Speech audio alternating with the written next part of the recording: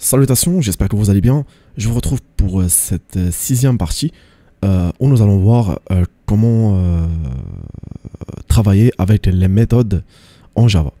Alors, les méthodes, ce sont des fonctions que nous allons devoir utiliser pour pouvoir créer une fonction qui va faire quelque chose, par exemple. Une fonction qui va retourner un prénom, un pseudo utilisateur ou un email, etc., etc. Pour l'instant, nous allons nous maintenir à la déclaration, la syntaxe de la fonction en question. Ça va être statique, etc. Donc ne vous inquiétez pas pour l'instant, retenez juste la syntaxe. Et bien évidemment, un peu plus tard dans cette formation, nous allons devoir y revenir pour pouvoir les réutiliser. Comme je vous ai expliqué dans la précédente vidéo, quand on sera dans un cas pratique, nous allons devoir retourner sur les tableaux, les fonctions, les boucles, etc. pour créer nos scripts. Puisque c'est ça qui va, donc ce que je vous montre, c'est ce qui va nous servir justement pour créer, donc pour coder une application, excusez-moi, une application ou un programme. Voilà. Alors pour l'instant, pour déclarer une méthode, d'abord dans un premier temps, ce n'est pas au niveau du main qu'on va la déclarer. D'accord? Parce que le main en soi, c'est une méthode. D'accord? C'est une méthode qui nous permet d'afficher donc les informations sur le DOM, donc le document objet, d'accord. Donc ça c'est une fonction main, d'accord. Quand on veut créer une fonction personnalisée, eh bien c'est au sein de la classe qu'on va la créer et non pas au sein du main. Alors dans un premier temps, ce que nous allons faire, c'est déclarer une fonction qui va retourner un prénom par exemple. Alors ce que je vais faire, excusez-moi, je vais taper tout simplement statique. Donc statique et ensuite void, et je vais dire par exemple get nom, voilà, get nom, j'ouvre les guillemets, ensuite les accolades. Alors ce que je viens de dire là, c'est que je veux une fonction statique void, et ensuite bon, pour ça je vous laisse rechercher de votre côté ce que ça signifie, parce que je ne vais pas rentrer dans les détails pour l'instant. Ce que j'essaie de faire, c'est de vous montrer les syntaxes, etc. Mais nous y reviendrons pour les explications. Mais en attendant, si vous voulez rechercher à quoi ça sert, vous pouvez aller regarder sur Google. Ensuite, je nomme ma fonction getNom. Ici, entre les guillemets, nous allons voir un peu plus tard à quoi ça va nous servir. Mais pour l'instant, tout ce que je veux, c'est que cette fonction-là retourne un système, donc un printline sur donc out print line, et je veux qu'elle me retourne pixel par exemple, pixel master, voilà, juste pixel master, et je referme avec un point virgule. Voilà, donc j'ai ma fonction déclarée au sein de ma classe prod. Maintenant ce que je veux, c'est faire appel à cette fonction là au sein du main. Ça veut dire que je veux l'afficher quelque part. Alors je vais faire tout simplement getNom, un point virgule, je fais enregistrer. Donc maintenant ce que je viens de faire là, c'est que j'ai appelé la fonction que j'ai déclarée précédemment. Maintenant, je vais compiler. Donc, je compile avec Java C prod.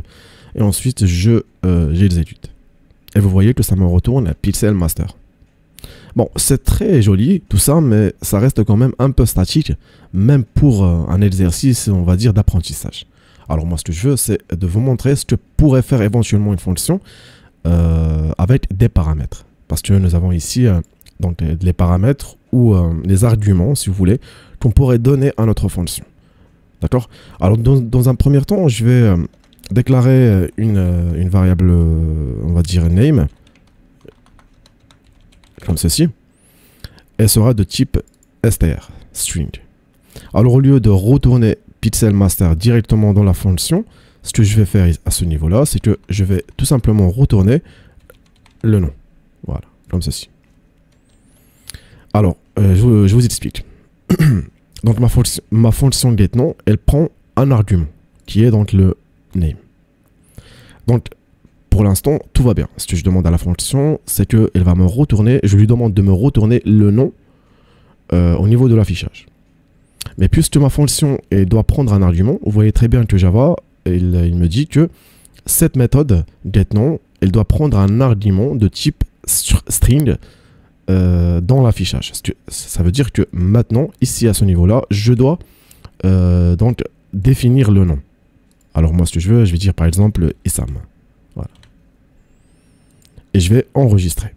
Maintenant, je pense que vous avez deviné, si je compile et que j'exécute, ça va me retourner ISAM. Si je retire le ISAM ici et que je mets par exemple pixel, vous devinez très bien que ça va me retourner pixel. Admettons, c'est juste pour un exemple, admettons qu'on va récupérer un pseudo d'un utilisateur, on va dire tout simplement pseudo, user pseudo, ou pseudo user si vous voulez, pseudo user, égal à pixel master, je sais pas moi, 02 par exemple. Admettons qu'on a ce pseudo user qu'on récupère à partir d'une base de données, bah on va faire tout simplement ici, donc on va afficher le pseudo user par exemple. D'accord? Ensuite, je recompile et j'exécute. Et vous voyez très bien que ça me retourne pixel master 02. Maintenant, on peut aller encore plus loin. On peut rajouter un deuxième argument. On va mettre par exemple integer. Et on va dire old par exemple. D'accord? Et un troisième argument qu'on va appeler par exemple salaire. D'accord? Alors maintenant, ce que je veux, c'est que ce que tu vas afficher, c'est donc tu t'appelles par exemple. Tu t'appelles, ensuite je mets un petit plus pour l'incrémentation, tac, alors un petit plus pour l'incrémentation, et alors un petit espace ici, tac, je mets ici par exemple le name, un petit plus, espace, et par exemple tu as un espace, et ensuite je rajoute un petit plus, et je mets par exemple le hold, un petit plus pour incrémenter encore une fois, un espace, et ton salaire est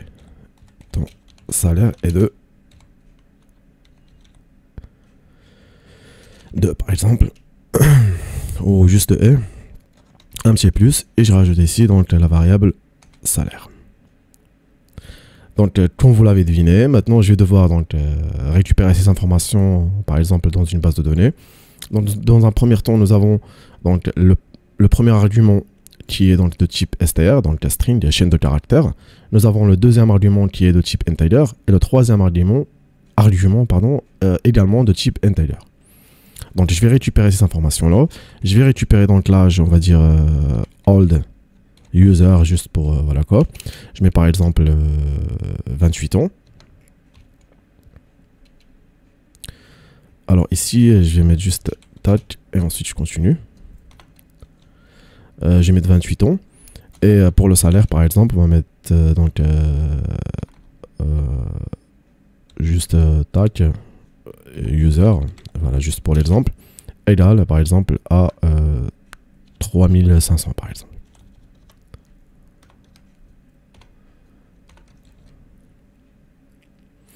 Et on va rajouter un argument pour le fun.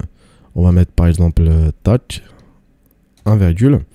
Et on va mettre par exemple, je sais pas moi, par exemple,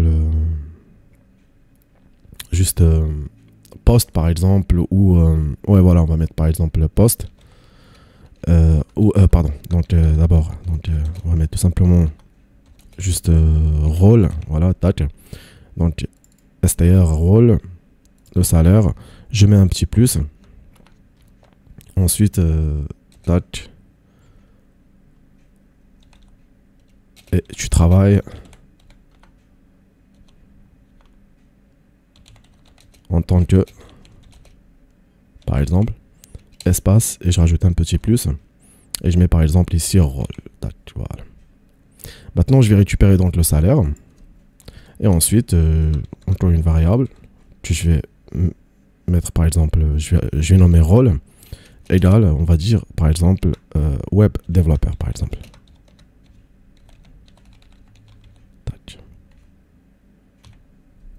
Voilà. Alors maintenant, ces informations, je vais devoir les rajouter au niveau de ma fonction. Puisque ma fonction, elle prend plusieurs arguments. Donc nous avons 4 arguments. Dans un premier temps, nous avons donc le pseudo. Et ensuite, nous avons donc un virgule, on va rajouter le hold. Et au troisième argument, on va rajouter le salaire. Et au quatrième argument, on va rajouter le rôle. Donc maintenant, ma fonction, elle est, voilà, elle est fonctionnelle. Ce que je vais faire actuellement, c'est juste un petit nettoyage du terminal. je compile mon fichier et je l'exécute. Et vous voyez que ça me dit, tu t'appelles Pixelmaster02 et tu as 28 ans et ton salaire, alors excusez-moi, ici j'ai oublié un petit A. Tac, je recompile et j'exécute. Donc tu t'appelles Pixelmaster02 et tu as 28 ans et ton salaire est 3500, d'accord? J'ai oublié un petit dollar ou un petit euro ici, mais c'est pas grave. Et tu travailles en tant que web développeur. Voilà. Donc j'espère que vous avez compris le principe des méthodes avec Java. Dites-vous tout simplement que je vous ai montré tout simplement la méthode la plus simple à appréhender. Retenez bien, retenez bien la syntaxe dans un premier temps et pratiquez ce que je viens de vous montrer à la maison, l'histoire de comprendre comment une méthode fonctionne. Et ensuite, un peu plus tard dans cette formation, nous verrons comment manipuler des fonctions ou des méthodes beaucoup plus complexes que ça. D'accord? Alors, j'espère que mes explications ont été claires. Si vous avez des questions, n'hésitez surtout pas à me les poser dans l'espace commentaire, je vous répondrai avec plaisir. Et sur ce, je vous dis à très bientôt pour une prochaine vidéo.